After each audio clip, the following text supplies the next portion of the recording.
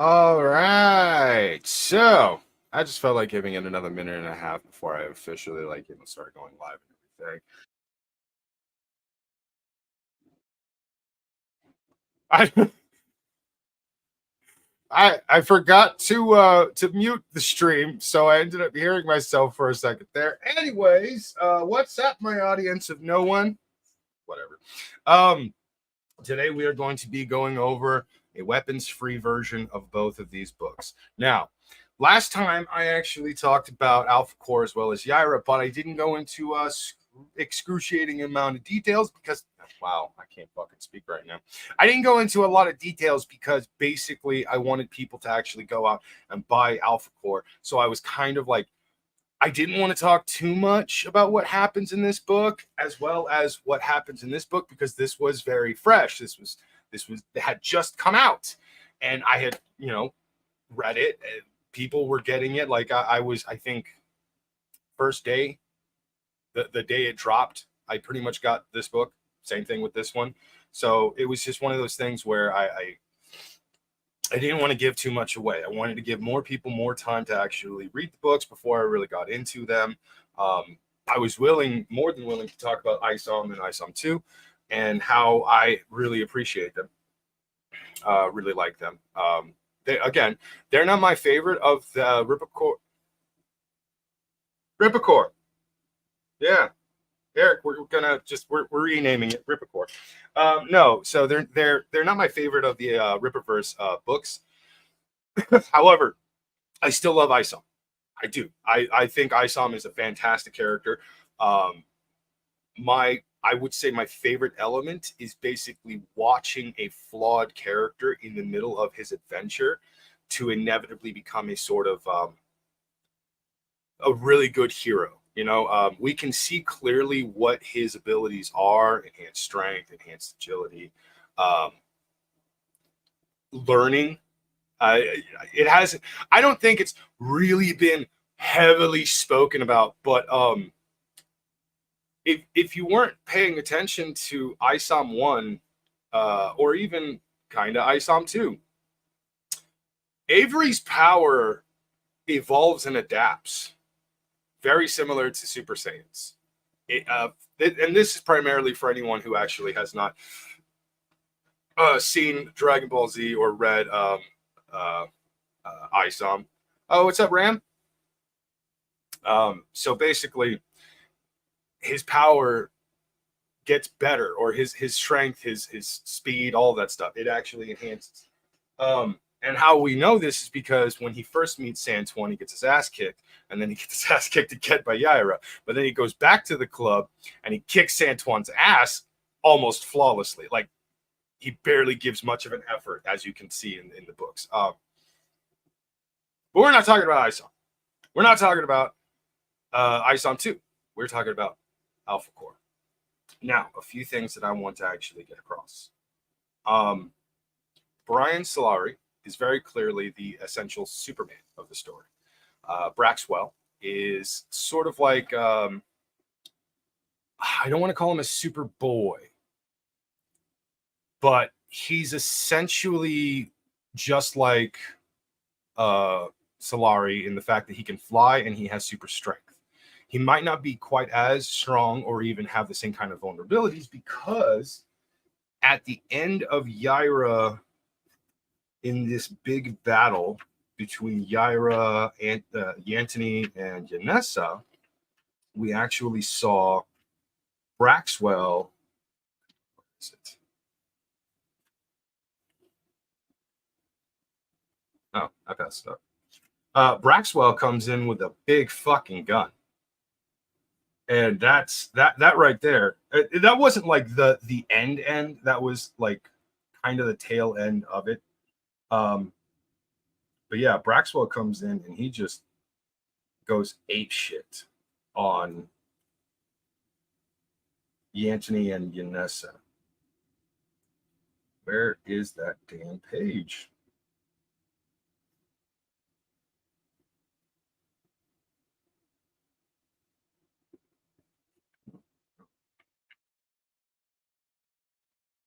No. Ah, okay. So as you can see, Braxwell is rocking like a rocket launcher. It's really poor quality, but there it is. Yeah, that's Braxwell. Again, he's probably not as strong as Solari, and he's probably not as as invulnerable as Solari. But basically, he has strength, he has flight, he has a bit of speed because of it. He's actually really fucking awesome. I love this the fact that he doesn't really talk much and he doesn't really express himself much. I don't know what it is about characters like that. That is actually very interesting. But in Alphacore, he doesn't speak throughout the entire book. And then at the end, he just out of nowhere says one word, and it's hilarious. Oh, come on. Where is that damn page? But anyways, so how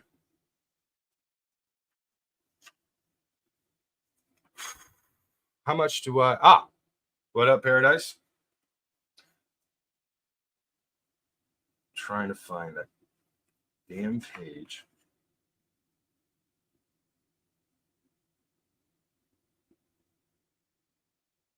Oh, okay. No, it's not a single word. It's not a single word. So pretty much what happens is the Eagle's Nest, which is the sky base that Alphacore has. The Eagle's Nest has been hacked by Lillian Renashi. I think that's her name.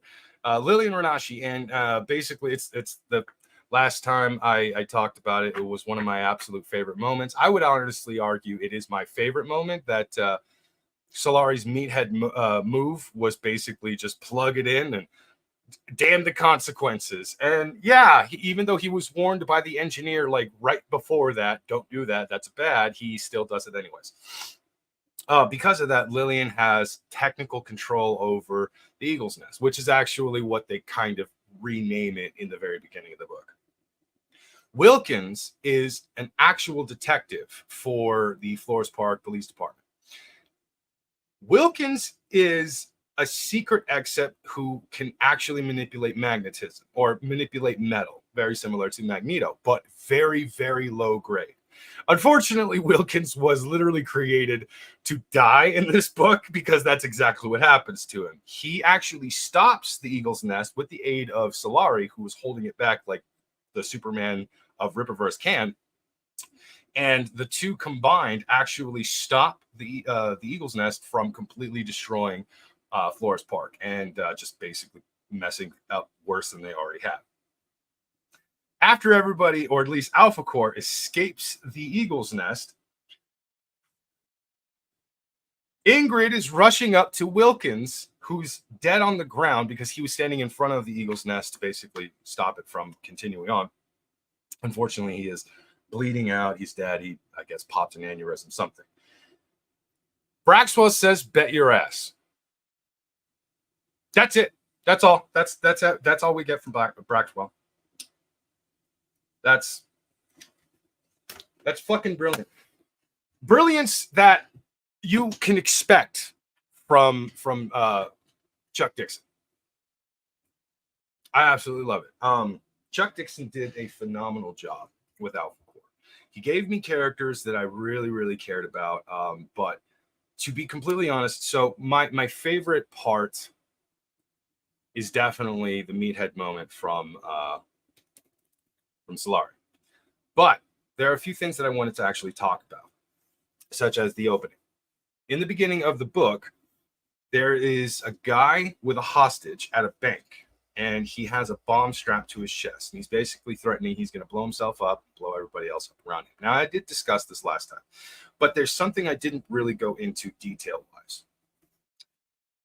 Solari shows up, grabs the guy, throws the bomb, saves the day. And then he's, called a freak because it has to be a freak call for him to come out. You can see the massive frustration in Brian's entire being with what Alphacore is. He is essentially a super cop, yes. Ingrid is the cop of the three of them, and Braxwell is also kind of a cop, and he does follow the rules and everything, but you can tell Braxwell doesn't want to follow the rules. Brian wants to follow the rules even less. In the very beginning of the book, he saves the day illegally. He saves the day, but it's illegal. I think Gooding is going to introduce a villain that may give us a more cosmic side of things. I got cover B. Cover B from Will Conrad himself was so damn good I could not resist. But that bald-headed tattoo, and then you see him again at the 5,000 mark, sold over, or I think it was 4,000 books, that announcement, or maybe it was 1,000 books, but he doesn't have tattoos on his head. So that makes me think, by the cover versus that little, hey, we sold this many books, I think that sumbitch is actually going to be our introduction into more cosmic stuff or something otherworldly. We already got otherworldly from Yaira. We got alien. Just, we're not 100% certain what kind of alien. Could have been another world, could have been another dimension that's like a hop, skip, and a jump away from our own. Could have been a completely different universe. Not universe as an alternate universe of Earth. I mean literally like a different actual, galaxy. I should have said galaxy. But yeah, so basically I think Gooding is going to be a partial introduction into some otherworldly stuff.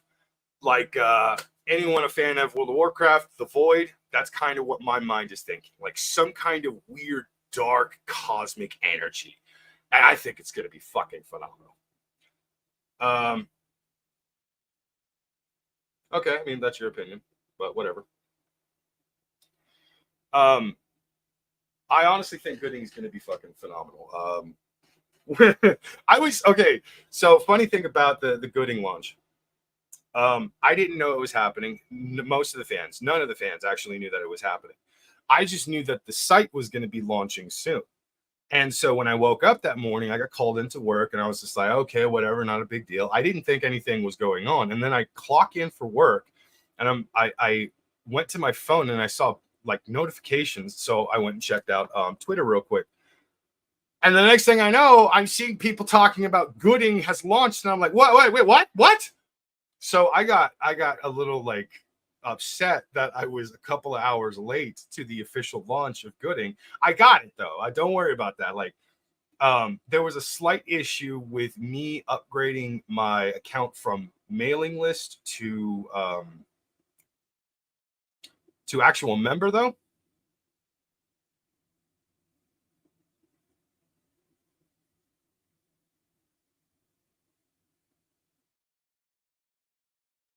I don't believe I have Black Pope. I don't know what that is. But anyways, yeah. So I there was a slight issue with me trying to upgrade my mailing list name to or my me from just a mailing list to a member. I actually wanted to partially celebrate the new website by becoming a member. Even if I'm not a member 100% like all the time, I might have to like, for one reason or another, discontinue my membership at some point in the future. I am glad to hear that, Paradise.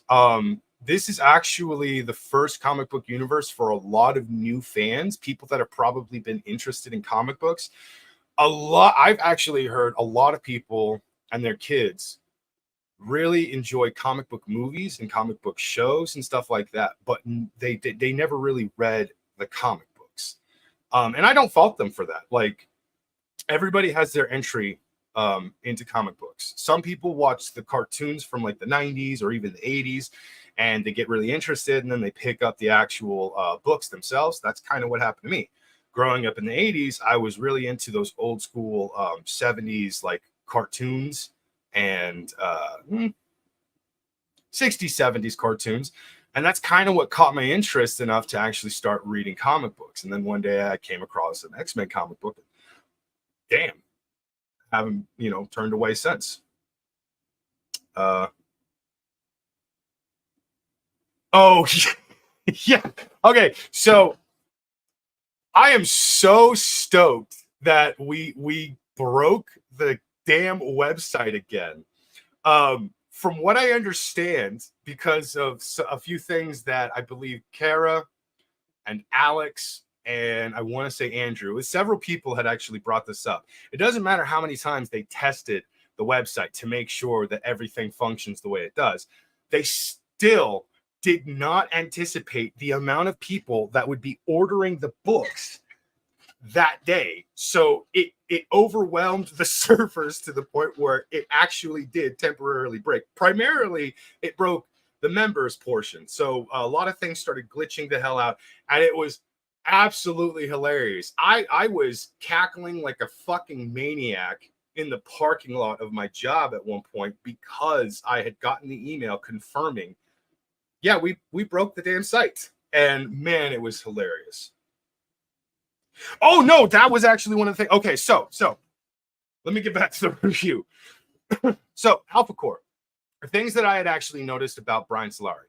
He wants to be a superhero akin to that of Superman, but his hands are consistently tied because he has to fill out those stupid D99s and all kinds of garbage like that. He has to fill out paperwork to do anything, and it's frustrating. It's extremely frustrating. Now, Yaira may have done some actual collateral damage in the past. Technically, we still don't know what Solari and Yaira's beef actually was. Their first encounter with each other, we still technically don't really know what that was. We just know the result was they fought at a standstill.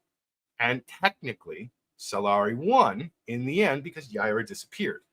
Now, I think Brian's a little upset that Yaira not only gets to actually be a superhero without being bogged down by laws and stuff, but she didn't join the team. I think he's a little upset that his Scandinavian queen chose not to actually become a team member, because you know damn well he would have absolutely loved having another powerhouse like himself on the team. But Solari clearly wants to be like a free hero. He wants to have the freedom to be able to actually go out and save people's lives without having to fill paperwork out, without having to actually deal with some sort of bureaucratic bullshit. He does not want to have to deal with red tape or legal fees or any of that stuff. He just wants to help people. He just wants to save people's lives. And he gets more and more frustrated throughout Alphacore. Yaira is where you really start to see he's getting even more frustrated, and he's actually breaking rules. One of the rules he breaks is by recruiting, well, Yaira's descendant, because we actually learned that Yaira is, in fact, the great, extra greats, all that good stuff of Stefania. Stefania is her descendant, and the only one that she's aware of that has superpowers. Now, here's the problem that I have with that. Neptune is a thing. The Roman god Neptune is a thing. He exists. And then my suspicions were fucking correct. At the end of ISOM 1, we saw Valadin. I'm sorry, Valadin. We saw Valadin. Him and his buddy, part of Norfolka, frontmen, they're gods too. Fuck me, right? You know, like, so I've had suspicions since ISOM 1 for a long time. And then this damn book brings us Neptune. And I'm like, you're fucking kidding me. The Roman god is a thing. And then Az brilliantly put it out, she's clearly the Scandinavian giant ice goddess. Wow. So, with a little bit of information, we can actually kind of peer into the various stories and legends of all these different gods throughout the ages and start to ask ourselves, so who else is a god that's probably an except from another world? Well, let's see. Maybe we have a real life Zeus somewhere out there. You know, but maybe this Zeus actually doesn't have the white hair like we always, you know, attribute to him. Maybe that was just artwork that somebody kind of messed up on. Maybe he's actually got blonde hairs, you know, but somebody just used a little too light of a paint to actually depict him accurately. Perhaps, but here's the thing: if his name is Neptune, and Yaira knows him as Neptune, then that would mean that the Zeus character is actually Jupiter, which means Aries would be Mars. So I have a lot of thoughts in my head, but then I have to ask the question, well, wait a minute. We always cover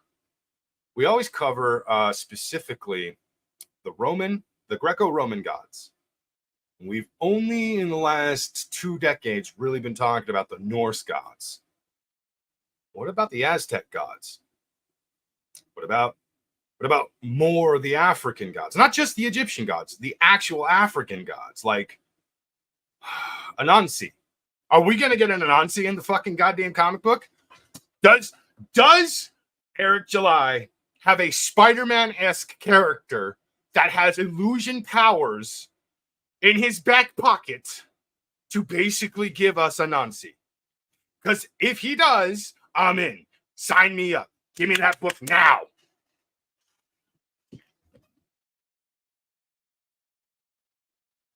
I didn't get the Ripazine, so I actually don't know anything about the salvage. But now I'm starting to get a little suspicious, Eric. I just realized. Okay, never mind. You know what? We're gonna skip over that because maybe the salvage has nothing to do with any kind of African god or anything like that. But Aztec gods. What about possible Aztec gods? Well, I mean, there's Quetzalcoatl. That might be an interesting one. Although I think that one's probably going to be further down the line just because, the MCU kind of ruined that particular set of gods with a certain aquatic-based hero that was ridiculously altered for, whatever reason. Who is that? Quetzalcoatl, that's so if you've ever played a Final Fantasy game, there is this one particular Thunderbird type god that or Thunderbird type summon that you actually get in Final Fantasy VIII. Instead of using Rama like they had always done up to that point, they actually decided to go with a different version, which was essentially Quetzalcoatl the Thunderbird, or specifically Thunder and Lightning Bird, because they say Thunderbird, but really there's lightning all over it and everything like that. I probably am gonna get the free copy of the Ripazine this time around. I didn't get it the first time around. I don't know why I didn't want to get it. I think I was just kind of looking at it like I really more so want to get the comic book than I do anything else. Except maybe a fucking hat. Eric, hat. Do you see? This is World of Warcraft, okay? For the Horde, Blood and Thunder, got it. But Eric, just pointing it out once again, I want the Rippaverse hat. You know which Rippaverse hat I'm talking about. Yes, I could get a couple of different Rippaverse hats on the website right now. I could click a few buttons and then all of a sudden, poof, yeah, it's in my cart. And now I'm going to get it. It's going to get shipped to me. That's great. That's wonderful. That's fantastic. You know which hat I'm talking about, Eric. Give us the hat, Eric. I'm sure salvage is fire. Like, I've heard nothing but good things from people that actually got the Ripazine and read the little bits of the salvage in there. I'm actually kind of happy, though, that it's not a big book all on its own, that it's more so akin to old serials and sort of like what you would get in the funnies page of a newspaper. You would get like one long strip for a comic, like a Spider-Man comic, and you have to wait every day or every week just to actually get like the full story and stuff to keep reading and stuff like that. I may be talking to people that are way too young to actually understand that now that I think about it. So back in my day when I was a little boy with the dinosaurs, we used to have little pictures in the newspaper and it was called the funnies. I'm aging myself. Anyways,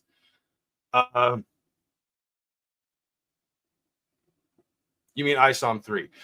What I think is actually going to happen in ISOM 3 is we're going to get, obviously, the ending of the ill-advised arc, but we're going to learn something about Avery we've never figured out, or at least what I have been guessing internally this entire time.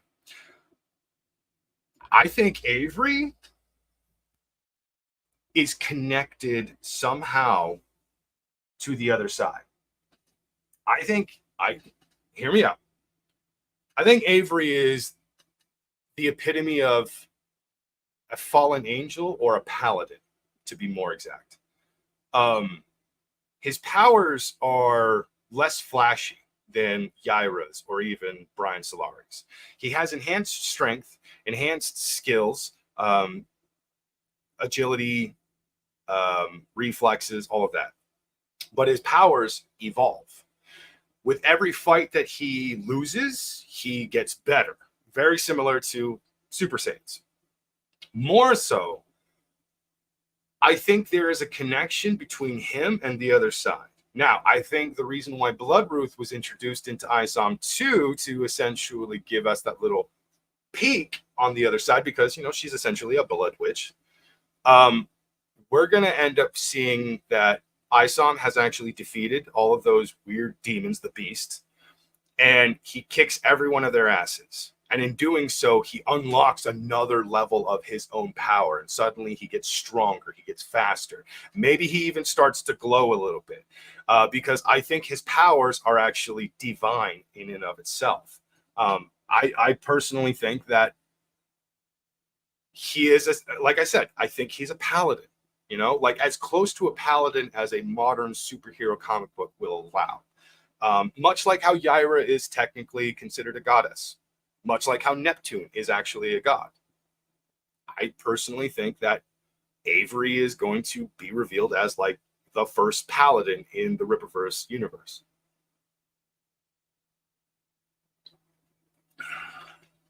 Now, I think Solari has a sort of connection between the two of them. And I think Alphacore is going to make another appearance in ISOM 3. Because Alphacore is the only group of people that have repeatedly made appearances in all the damn books up to this point. They make a brief appearance in ISOM 1. They make another brief appearance in ISOM 2. They obviously have their own book. And then they are a massive part of Yaira. So I think when ISOM 3 comes out, I think Alphacore is going to come back in at some point. And then I want to say Brian's probably going to try to recruit Avery. He's probably going to try to bring him into the Alphacore itself, but Avery's going to turn him down. And I think the reason why Avery's going to turn him down is because in ISOM 2, Avery specifically was out trying to be a superhero. He failed, yes, but basically, I think he, like Brian, doesn't want to get bogged down by like rules and laws about how you can save the day, when you can save the day, who you can save, stuff like that. Because that's frustrating the shit out of Alphacore itself. Ingrid is fine because she was already a cop beforehand. She doesn't even have a superhero name because she doesn't want to be associated with freaks. Brian, on the other hand, I think he would be fine, like being called, you know, Green Eagle or some shit like that, because he just wants to be a superhero. He wants to use his gifts to actually save people's lives. Same thing with ISOM. ISOM is now no longer hiding. He is no longer just sitting in the darkness pretending he can't do what he can clearly do. So he is now going to step out of the shadows. He is now trying to actually save the day, and it all starts with his best buddy, Sam. Sam gets kidnapped, must save Sam.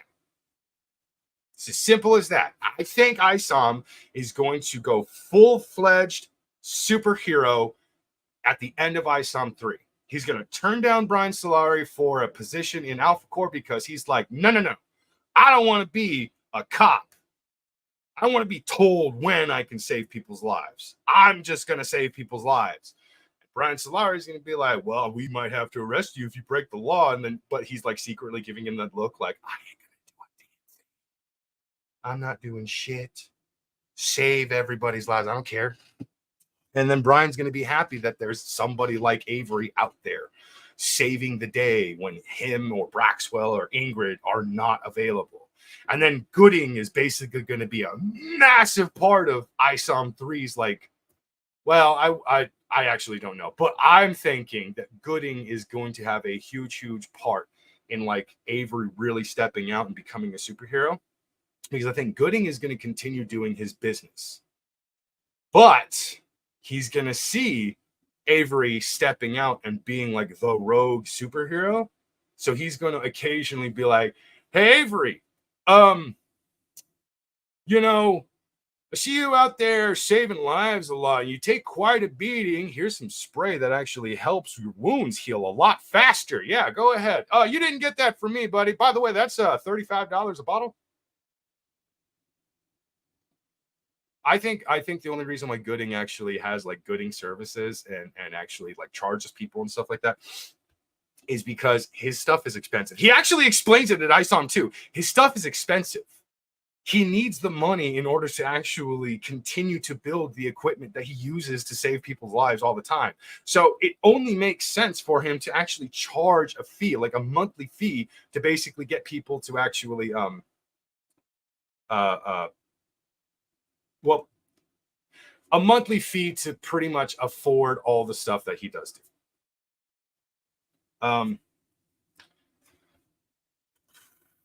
Let's see. What else did I want to talk about? Stefania is essentially, I think Yaira number 2 is going to be very interesting, because we have at the end of this, Stefania is basically pissed off at Yaira and she wants to kill her. But I think in Yaira number 2, Stefania is going to actually start to learn and understand and know more and more about Yaira. Like, she might actually learn a bit more of the history between, you know, Abuela Carmen and Yaira, and the connection that they actually have. Because we only see that Yaira is, she's too cold. She really is. She's too cold, and I don't know why she couldn't just say something to Stefania. But at the same time, that's obviously, it's how it's written. It makes it more dramatic. I'm just like, it's just like any movie, any really good story. You're just kind of at the edge of your seat, screaming at the pages, going, ah, just say it. But yeah, I think in Yaira number 2, it's going to be way more heart-wrenching, because I think Stefania is going to learn way more about Yaira. Yaira is probably going to actually open up to her. Like, they'll probably get into a fight, and in the middle of that fight, Yaira is going to explain like her family history, like how she fell from the sky. She fell in love with Gorm. She raised several children with him. She pretty much watched her children grow old and die after Gorm had grown old and died.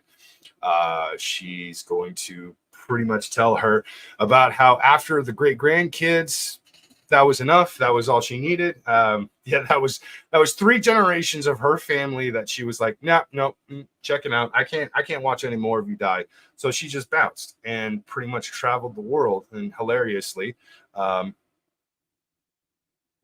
people forget this, but yeah, the Vikings didn't just go to England and, you know, kind of conquer parts of England and all of that. No. The Vikings went into a lot of different places.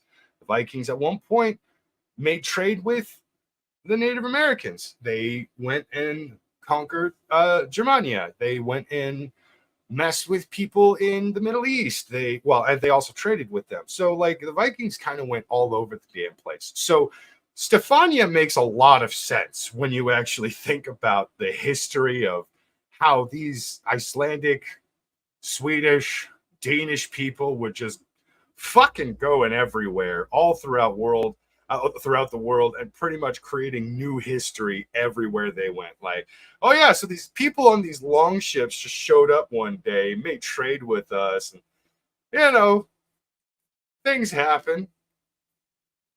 it's pretty crazy to think. Like, I actually, funny enough, because of the way the MCU has been going, I've been sort of missing getting Thor comic books.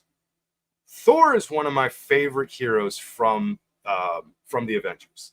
I love how much of a dork he is, how he still struggles, like even though he's lived with mortals for years, he still struggles to actually understand mortal ways and all that stuff. And it's fun. It's a lot of fun. I really like it. Yaira is kind of like the female equivalent to that in so many ways, because like Yaira is obviously a Nordic goddess, very clearly. And then same thing. She's essentially a goddess who struggles to actually understand mortal ways. But more so than that, it's because she comes from a society of people who seem to have a very cold disposition towards one another. There's obviously some kind of crazy caste system where she comes from, and they do not like the lower class people. I'm assuming Yaira is a lower class person. I think Yaira was a peasant, and I think Neptune was a peasant. And the two of them left the planet because, well, Neptune left a long time ago, and he accidentally created the Roman pantheon, or co-created the Roman pantheon. And then we have Yaira, who comes down and she accidentally co-creates the Nordic pantheon. When I say co-create, I mean like she was clearly the inspiration for the stories that actually took place that a lot of people are looking at.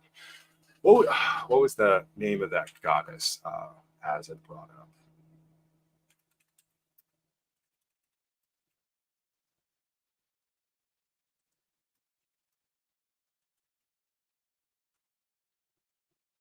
Scotty. Yes, Scotty, also known as the goddess of winter, is a Norse goddess associated with ice and winter. She is also associated with mountains, skiing, and bow hunting. Now, just throwing this out there, at the end of ISOM 1, we see a certain someone rocking a blue glowing bow. Vandalin is rocking a blue glowing bow. Here's the other interesting thing. You know, Vandalin looks very similar to Gorm. Just going to point that out there. Starting to think that there's a connection. Perhaps. Maybe he is a relative of Yaira, but Yaira was unaware that he actually came to Earth as well. Who knows? Who knows? Maybe he is a descendant of Yaira, kind of like how Stefania is, but a bit older. Maybe he just comes from the same damn planet as Neptune and Yaira. I don't actually know. We're not going to know until Eric finally decides to stop fucking teasing us and giving us the Norfrika book. Or Norfrika makes a damn appearance in, like, I don't know, Gooding and the Horseman. Also, I would really like to talk with Eric and see if maybe he'd like to expand on the Rippaverse and go elsewhere. Because he's already stated on several streams that Texas is not the only place in the Rippaverse. Like, it's not the only country. It's not the only part of America, all that stuff. It's just the stories have been taking place in Flores Park, Texas. That's it. So I'd really love to sit down and chat with Eric and maybe like convince him. I kind of want to create my sort of metropolis, you know, my homage to like a Gotham metropolis type city or other area of the world, something coastal, you know. Like, I think that would be very interesting. And it would be also interesting if, you know, maybe a certain team of heroes were actually able to kind of cut loose in that particular city, because in Flores Park, they have to follow the damn rules. And then Brian goes on a vacation, kicks someone's ass in Metropolis 2, and all of a sudden he's just like, hey, you know, I actually really like it here. I think I'm going to come here more often and kick someone else's ass. Good God, I could go on and on and on with these two books. The reason why I actually am talking about the both of them, by the way, is because one, I didn't really talk about either of them at in great detail last time, but that was because I wanted people to read the books, as I had already stated. But also, it is very difficult to talk about Yaira without talking about what happened in Alphacore. Now, I reversed that. In Alphacore, Yaira doesn't really make an appearance. She's, I believe, mentioned, but I don't remember which part. No, she's not. She doesn't make an appearance in Alphacore. And then in Yaira, Alphacore makes a massive appearance. Like they're all over the place in Yaira. Now, obviously, when you're talking about Yaira, you kind of have to discuss like a few things that went down. Like, for example, Stefania starts off as a punk. She's just a punk ass kid, young adult, and she's consistently getting into trouble. Her friends find out she has powers, and she, doesn't want to use them for bad reasons and stuff because they scared the shit out of her when she actually unleashed her powers. So when they're like, "Oh man, nobody's gonna mess with us now. We got our own superhero," they're immediately killed. So like she doesn't have anything. She doesn't have anyone. All her friends are dead. Her gang is dead. So like, where do you go from there? Well, apparently you get kidnapped several times by these psychotic alien people. And one of them just so happens to be Yaira, who's actually your ancestor, hilariously. There's also this one psycho bug man who's actually not from the same world as, obviously, Yanessa, Yantony, and Yaira. Enough to talk to the Saskias about that. I'm just like, why is it a Yai for all the a Y at the beginning of all their names?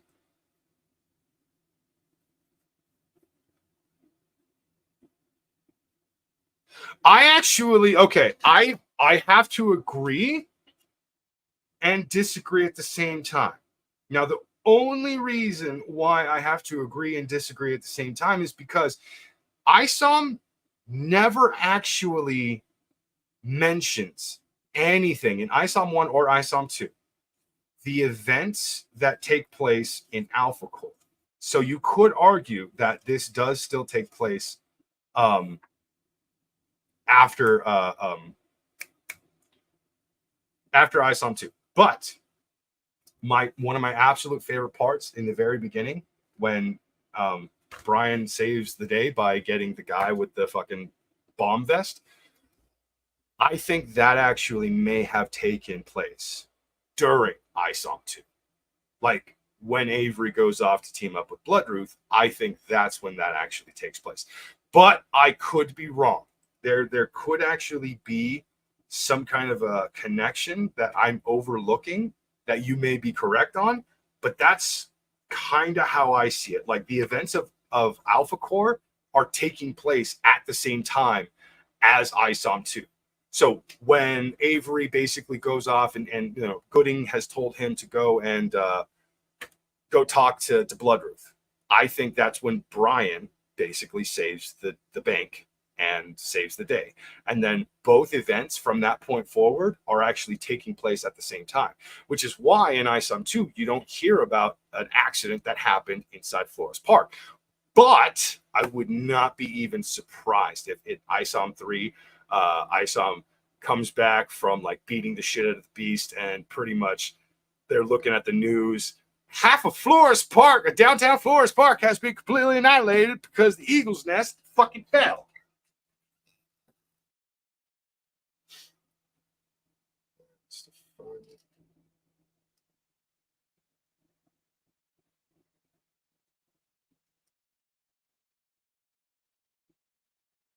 Oh.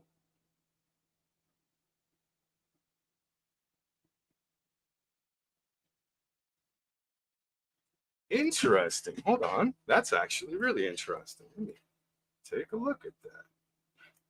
Wait.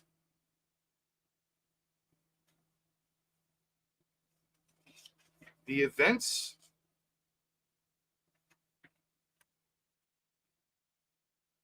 you may be onto something here. Because Yaira opens up with ISOM 1, infamous moment where Yaira drops Avery onto a car. And then it continues on from there. In ISOM 2, Yaira makes another appearance akin to maybe a day before what happens in, because she's here in Projexis. I don't.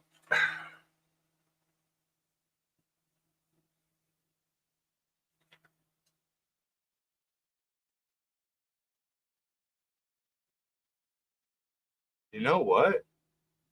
Yeah.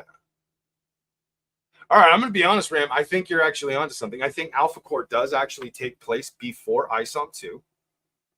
Hell, we'll even actually argue maybe it takes place just before ISOM 1.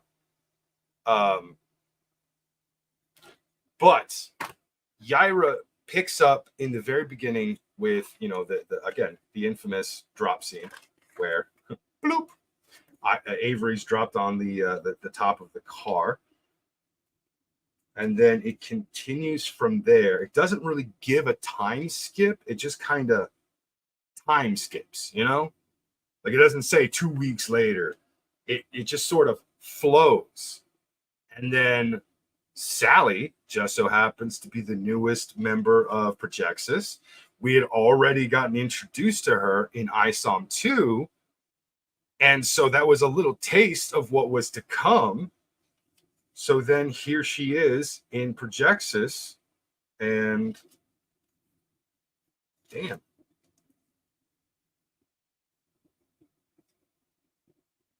Well, no.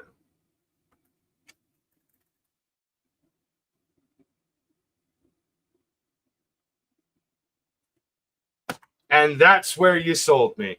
Yeah, okay. So, technically speaking, ISOM 2, Alphacore and Yaira. But chronologically speaking, ISOM 1, ISOM 2, Alphacore. No, I'm sorry. Alphacore 1 would probably be, like you said, before ISOM 2. Damn it! You make some really excellent points, though. I gotta say, you make some excellent points. Man, I just read through Alphacore and Yaira again earlier today because I was like, I want to get these ideas fresh in my mind. By the way, okay, I don't know what the hell they are drinking over at the Rippaverse, but like seriously, Chuck Dixon gave us one of the wildest villains I have read in a long time. Galvin is a freaking maniac.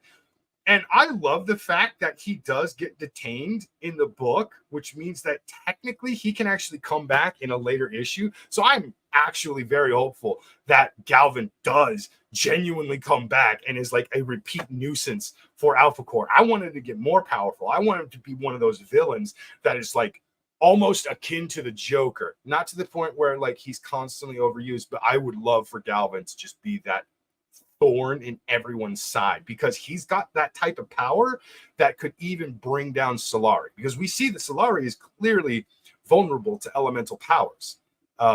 When Billy Bob shows up, he's actually burning Solari. I mean, you know, boiling his flesh a little bit, but Solari heals very quickly. Not so much his eyebrows because we all laugh at him for that one. So I would assume that Galvin would actually be big trouble for somebody like Brian Solari. You know what, Ram? That's fair. I actually would do that a lot with comic books, specifically when I was making connections between like Spider-Man, the Avengers, and X-Men, and all the stuff that I was actually reading at one point. So I don't blame you at all for doing stuff like that. I've been thinking about going back and forth to try and figure out what little key elements, these little sprinkles of Easter eggs that Eric has put into his books in ISOM 1 and 2, what the Saskas did, what Chuck did, because you know those fuckers are talking in private chats behind everyone's back and not telling us a damn thing And they're messing with this intentionally. They're doing it on purpose. You know they are. You know, Mike right now is laughing his ass off because he knows something we don't, because he's obviously the writer. And Mike Barron is just cracking up because he's like, haha, you're not ready for what's about to come. And Andrew keeps telling us, you're not ready for what's about to come. And I believe him.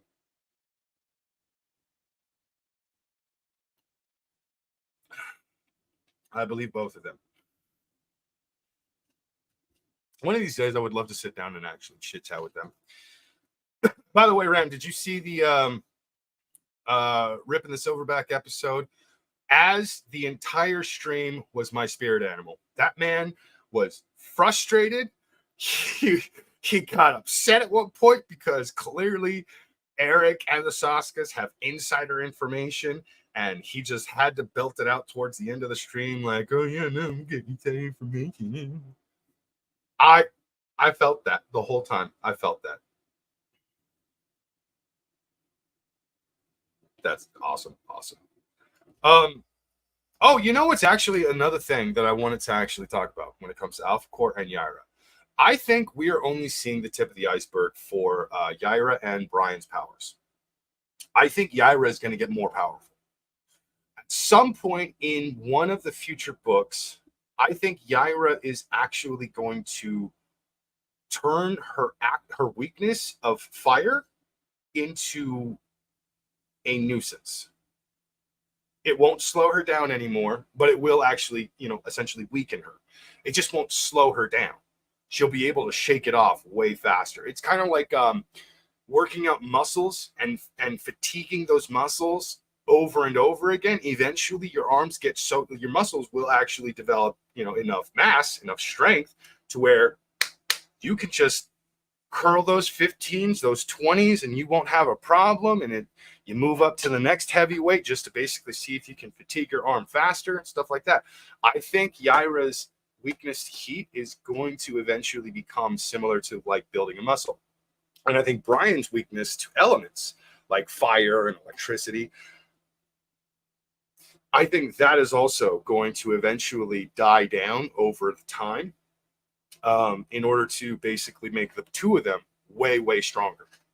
So I would say we're looking at a Superwoman type character who has not released the Zeus force, as the comic books would have you believe. And I think we're also in Brian, we're looking at a teenage Superman. Essentially, he's strong, fast, all that stuff, but he hasn't had reason to really push himself to the point where he can like keep pushing the limits further and further down the line. But I think that Brian and Yaira's powers, we have not seen the limits of them. Ingrid too. Oh man, piss that girl off, and she will slice everything in half. She sliced off the wing of a plane because she was frustrated with Lillian Renashi's being a fucking bitch. Like, come on. But yeah, I have to agree with the somebody who had said something in one of the streams. When Brian said weapons free, why didn't Ingrid start slicing, Yanessa or Anthony in half? I think it's because at the end of the day, Ingrid is still a good guy. She's a good hero and all that. And she can't just go around slicing people up because they didn't know that those were aliens from a different planet and that the rules and laws of Earth do not actually apply to them. She didn't know that. So, she had to go the superhero route. Oh my God. All right, so I'm going to be completely honest. I've had ideas in my head ever since I started making connections to gods and religion from ISOM 2. I've had these ideas in my head for quite a while. And then Alphacore was sort of like a nice break between what I was thinking in ISOM 2. And then Yaira, I read Yaira, I get to the end, I see Neptune, and I'm like,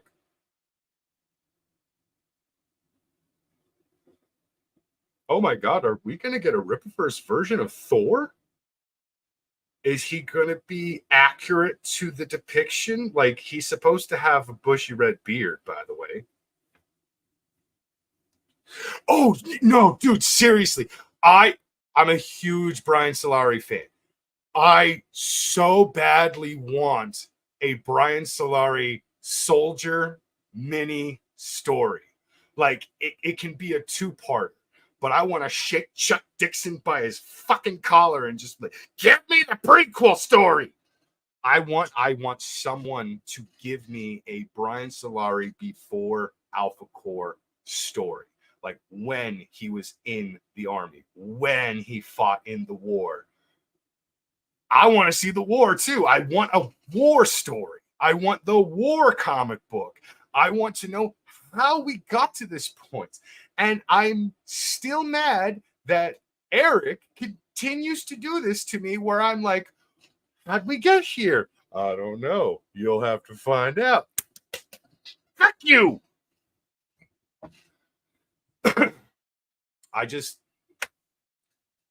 I want to know what happens with Brian before he became the superhero persona. I want to see him as a soldier, like saving lives and all that stuff, and getting the idea I'm going to be a superhero, all that.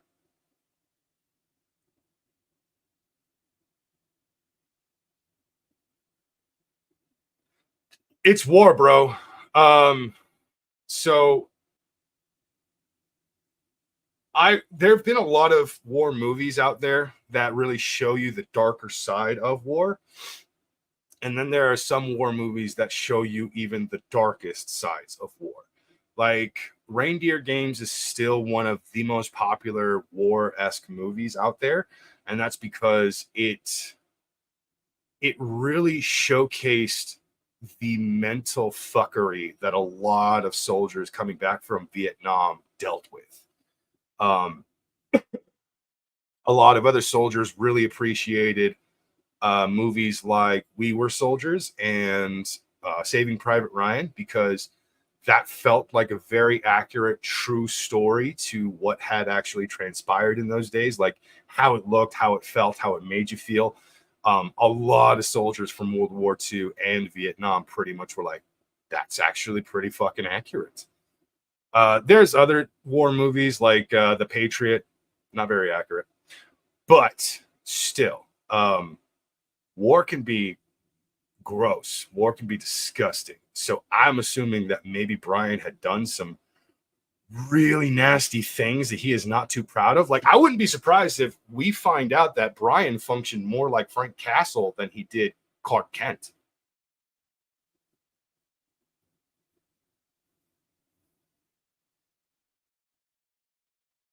Ooh. Ooh, that would be interesting. Like maybe Solari got sent to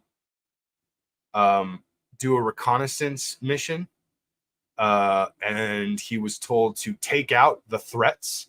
But when he went to go and take out the threat, he realized very quickly that they actually weren't a threat. They were more so just citizens and civilians, and that the base only had like maybe one or two soldiers. But he still went through with basically wiping out the base or something like that. I don't know. Like maybe he did something so horrible that like he will never speak of it again, and it does haunt him at night. Like, I killed innocent people. Or he could have accidentally killed innocent people because he was probably given like, a mission to go and wipe out this base, but like the soldiers that were supposed to be there weren't there.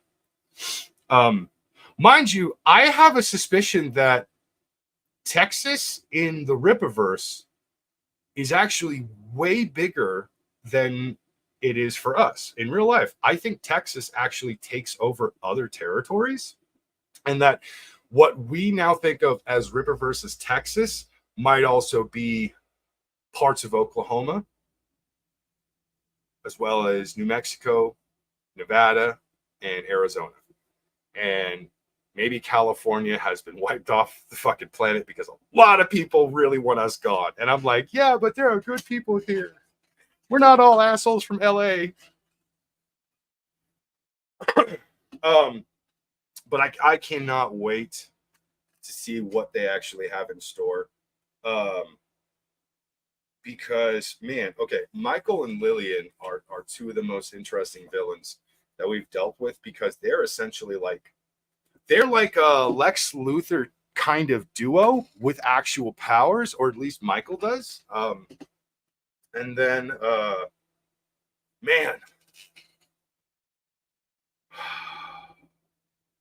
what kind of shit can we actually expect in the future? Because Galvin is clearly just going to be that one threat. I think Billy Bob is actually going to be a repeat villain that isn't really like a huge threat. He's just that nuisance that shows up in the beginning of Alphacore comic books, or maybe in the middle of an Alphacore comic book.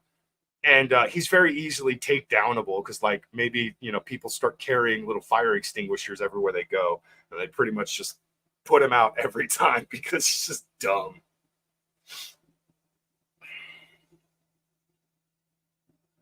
But the war, that would be interesting because I think with the way technology is in this world, I think this is actually meant to be like a sort of not too distant future, like maybe 30 to 40 years from now kind of thing.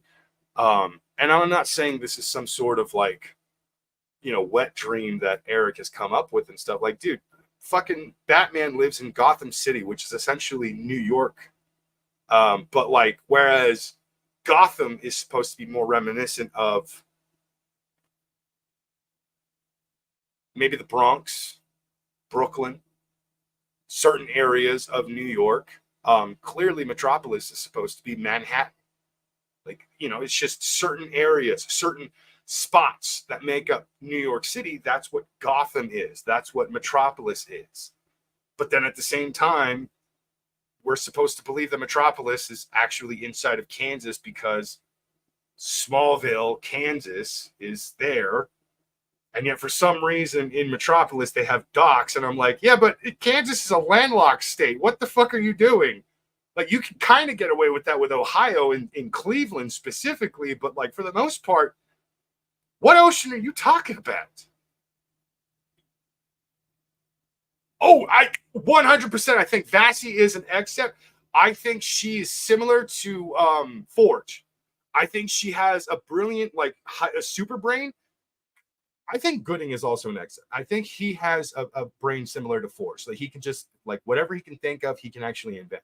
And I think Vassie is very similar to that, except I think she's more so going to go the route of, like, Iron Man. Like, she's probably going to come up with some dope battle armor that just fucks shit up. She might even actually create the very first Gundam in the world. 4 books in, and we could talk for days about this world, this universe, like what might happen. But yes, I agree with you 100%. I think Vassie is an except. I believe that her powers are going to be something creation, similar to like that of Forge, that of Beast, or even that of like Tony Stark and stuff. A lot of people don't think that Beast and Tony Stark's brilliant mind is actually superhuman. They are. They've mentioned it multiple times in the comic books. There has even been hints that Tony Stark's brain might actually be souped up by alien technology, or Tony Stark himself might actually be an alien and was adopted by his parents. But I gotta say, I think I've never been a card person. When Marvel came out with their line of like trading cards and all that stuff, I didn't really get into them. I'm not a fan of trading cards. But the document cards, man, like, they give information that I'm kind of upset I never gave them a shot. So I'm just like, now I have to get these fucking cards because there's information on them that like I don't have, or I didn't think about getting, or something along those lines. So now I'm like, this is how you get me to like buy more of your merch, man. Like, it's just so annoying. I'm sure they are. That they look amazing. I've seen the artwork for them. Obviously, we've seen some of the backs of like not all of the cards, but some of the cards, and they look absolutely fantastic. I have no doubt in my mind that the Dokkan cards are pretty fucking awesome. I got to start actually collecting them. There's obviously some I'm just not going to be able to get because they were this time only, limited time only kind of thing. But I think I could get the collector's set. Chances are there will be a collector's set. And then I'm gonna have to get multiple short boxes for this damn company. Because there's no way in hell I'm not gonna actually get more short boxes. Here's my actual predictions for Alphacore 2 and Yaira 2. Yaira 2, I think Stefania is going to learn way more about Yaira, and so she's going to start second guessing her feelings towards Yaira. I think more is actually going to be revealed about Neptune. We're going to probably go through history a little bit and learn more about the different gods throughout the different cultures. So the Greco-Roman gods, the Norse gods, and so on, because we've already gotten little tidbits of that. But we're not going to learn everything. Obviously, they need to save something for Yaira 3. But I think that, yes, for Stefania, she's gonna learn way more about Yaira, how and why Yaira is the way she is. Before we get to that, though, Alphacore 2, I think Brian's gonna get more frustrated with the whole rules element. And I think at the end of Alphacore 2, he is gonna start going rogue. And ironically, he's going to convince Braxwell and Ingrid to start to go rogue along with him.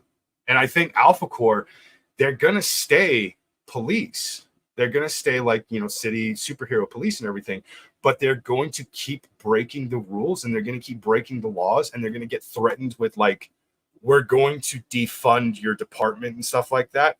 And Alphacore is just going to be like, fucking so, do it. We don't care. And then I think Alphacore 3, that's probably where that problem eventually gets resolved.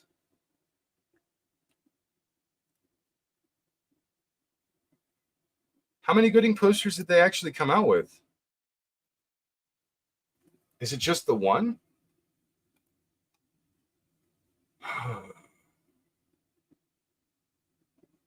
Fantasy. Jump in at artwork. Choose books.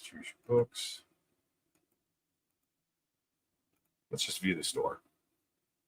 I love the way the website looks now. It's so good. It looks so nice.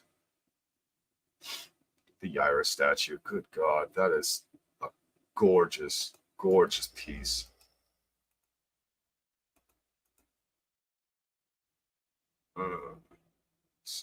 Oh, collection.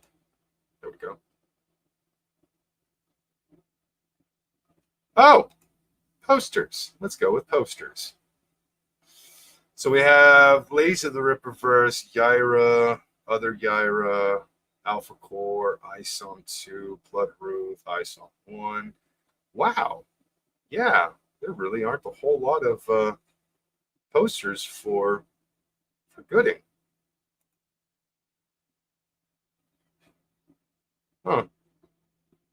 That is unfortunate, but you know what? I think they're probably going to release more Gooding posters soon enough, because the way that they've actually set up the website is sort of more fan friendly, and with how it's actually supposed to be, once they've worked out all of the kinks, eventually they're probably going to start flooding the actual website with more and more artwork. I would not be surprised if we got Kanan White piece for Gooding, along with posters of all of the art pieces that Kanan has actually put up online.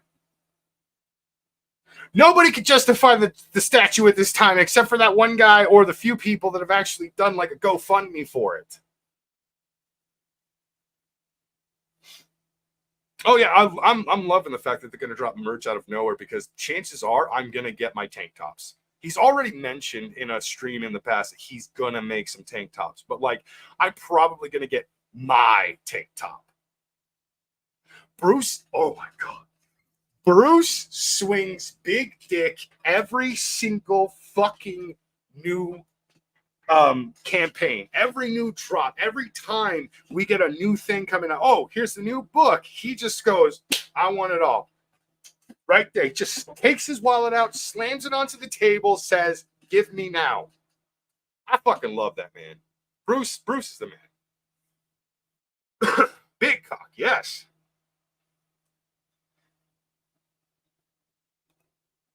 I really like that hat and that beanie, though, but I'm probably leaning more towards that hat just because I actually really have grown a massive appreciation to trucker hats and mesh hats. So I'm hoping that that bill can be like bent in and not look very awkward and stuff. Like it may be designed to not just be a flat brim, but you know, you can actually like bend the brim and all that stuff because I really want that hat. But I'm still hesitant because I'm not sure if it has to be a flat brim or not. Also, I'm more so hesitant because I want the damn hat, Eric. Give me the hat, Eric.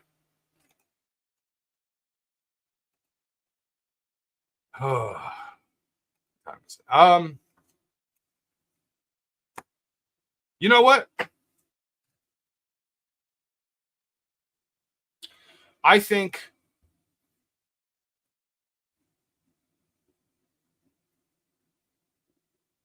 the next, okay, so Gooding is coming up next. After Gooding is the Horseman. And after Horseman is Bloodruth. After Bloodruth is ISOM 3.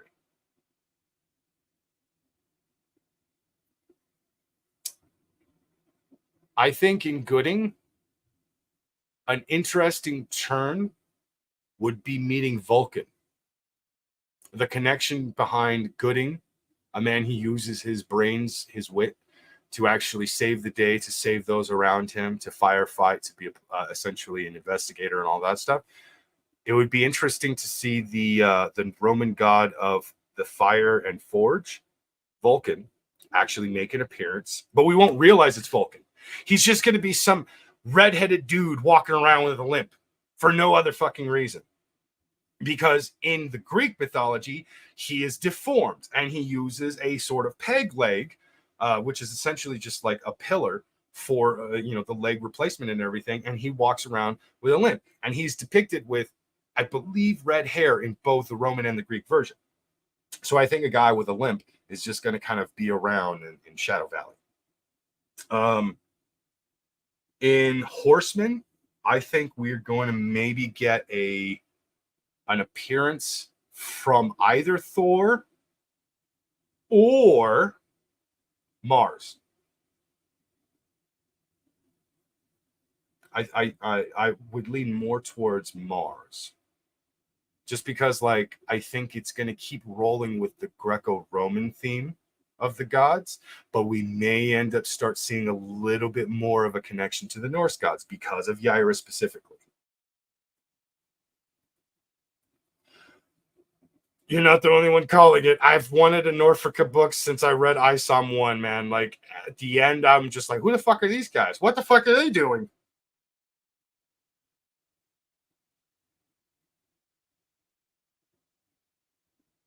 Oh, yeah, those motherfuckers. Definitely, definitely.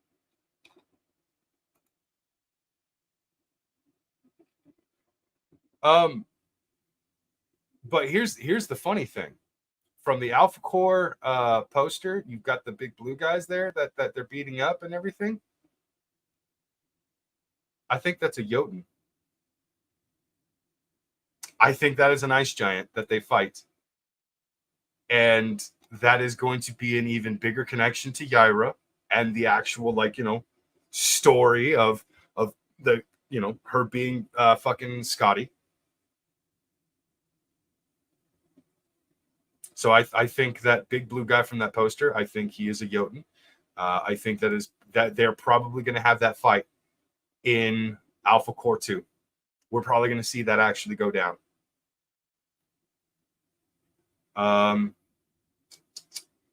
What else are we seeing here that people are not paying attention to?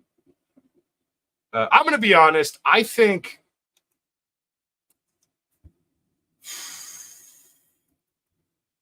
I think we're not going to learn about Vasi being an exit until like towards the very end of ISOM 3. I think that's when that's going to be revealed. And maybe instead of in Alphacore 2, it's actually ISOM 3 that Alphacore fights the big blue guy in that poster. And we find out that that is, in fact, a Jotun because Yaira comes back. And, like, man, the possibilities are endless. Damn you, Eric! Oh, man. Once again, I do have to actually continue to say the ratings on these guys are 5 bloody axes out of 5. 100%. I recommend them to anyone who actually may be watching this later, who's not sure if they want to get these books. Deborah Carita did a fantastic job on the artwork in this one. Joe Bennett did a fantastic job with the artwork on this one. I cannot stress enough how much I love this. And then Will Conrad his artwork that we keep getting little samples of here and there, like, you know, cover B, it looks like he's knocked it out of the park as well. So Alphacore 1, 5 bloody axes out of 5. Yaira number 1, 5 bloody axes out of 5. If you don't got them, get them. If you're not sure about them, I'm sure, go get them. With that being said, though, I'm going to end today's stream. I'm not sure when I'm going to have another discussion on Rippaverse comic books. I'm going to see if I can work some stuff out. Maybe I can actually try to interview some people. Who knows? I might actually get lucky one of these days, convince Az to come onto my channel, and we can yell at each other. The Brockus Rage versus the Silverback Scream. I don't know. But with that being said, thank you everyone who watched earlier. Paradise for your brief appearance earlier. Ram for chatting with me about Ripverse. I absolutely enjoyed that. Yes.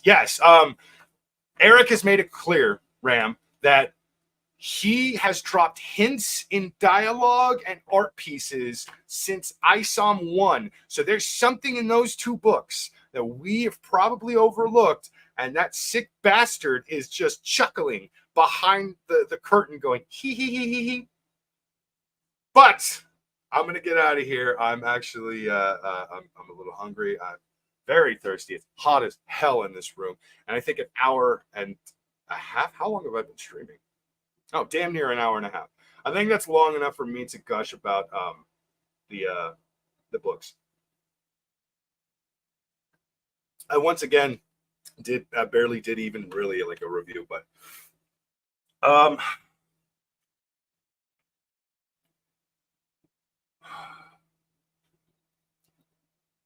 God damn, I love these books. Anyways, right, freaking Eric. Take it easy, Ram. Take it easy, everybody who is watching at a later time. Thank you for watching up to this point, and I will see you all next time. Bye.